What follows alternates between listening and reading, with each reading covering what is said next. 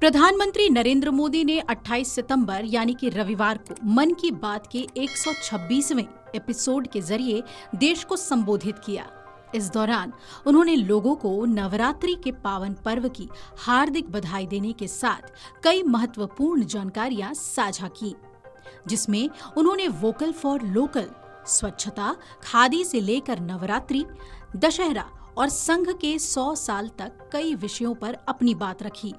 इसी दौरान पीएम मोदी ने छठ पूजा को लेकर भी एक बड़ी जानकारी दी है, जो बिहार वासियों के लिए बड़े ही हर्ष और गौरव वाली बात साबित होगी। ऐसे में सवाल उठता है कि महापर्व छठ पर पीएम मोदी ने क्या कहा है। महापर्व छठ को लेकर मोदी सरकार क्या सोच रही है? दरअसल मन की बात के 126वें एपिसोड में पीएम मोदी ने महापर्व छठ का जिक्र करते हुए कहा, मुझे आपको ये बताते हुए बहुत खुशी हो रही है कि भारत सरकार भी छठ पूजा से जुड़े एक बड़े प्रयास में जुटी है। भारत सरकार छठ महापर्व को यूनेस्को की अमूर्त सांस्कृतिक विरासत सूची में शामिल कराने के लिए प्रयासरत है। जब छठ पूजा यूनेस्को की सूची में शामिल हो जाएगी तो दुनिया के हर कोने में लोग इसकी भव्यता और दिव्यता का अनुभव कर पाएंगे। पीएम ने इस पर आगे कहा, हमारे त्योहार भारत की संस्कृति को जीवंत रखते हैं। छठ पूजा दिवाली के बाद आने वाला एक पवित्र त्योहार है। सूर्य देव को समर्पित ये महापर्व बेहद खास है। इसमें हम डूबते सूर्य को अर्घ्य देते हैं और उनकी पूजा करते हैं। छठ न केवल देश के विभिन्न हिस्सों में मनाया जाता है, बल्कि इसकी भव्यता दुनिया भर में देखी जाती है। आज ये एक वैश्विक त्योहार बन रहा है।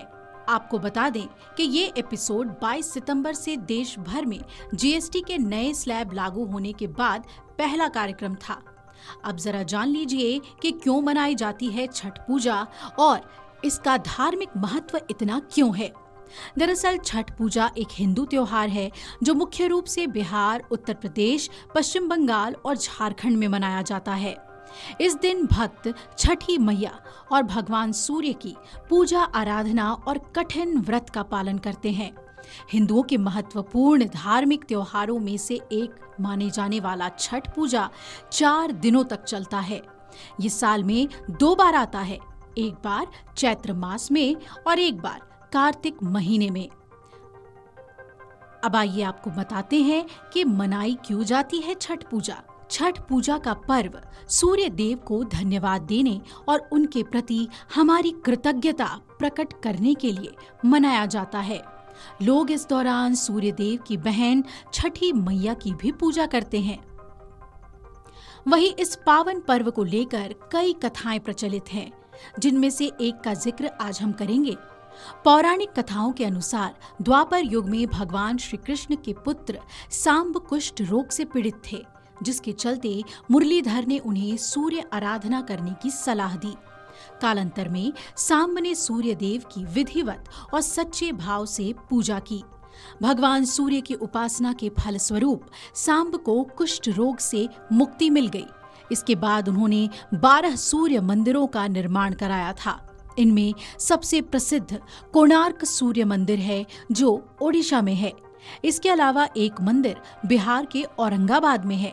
इस मंदिर को देवार्क सूर्य मंदिर के नाम से जाना जाता है।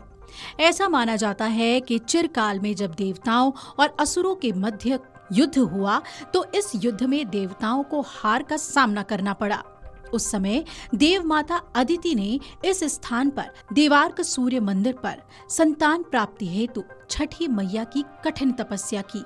इसी तपस्या से प्रसन्न होकर छठी मैया ने अदिति को तेजस्वी पुत्र प्राप्ति का वरदान दिया था। कालांतर में छठी मैया के आशीर्वाद से आदित्य भगवान का अवतरण हुआ।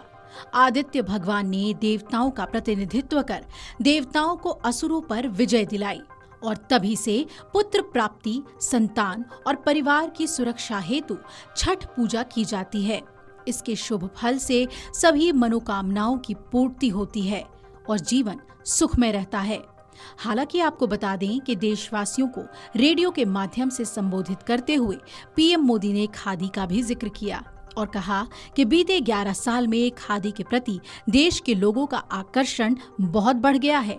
पिछले कुछ साल में खादी की बिक्री में बहुत तेजी देखी गई है।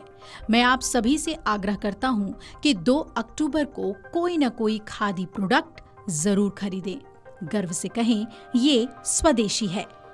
Video desk amarujala.com।